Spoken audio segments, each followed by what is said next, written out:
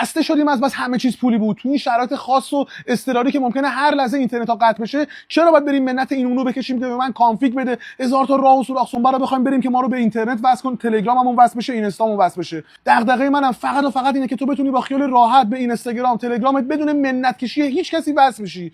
اگه 100 بارم اینترنت رو قطع بکنن بازم وصلش میکنم، مثلا صدام گرفت.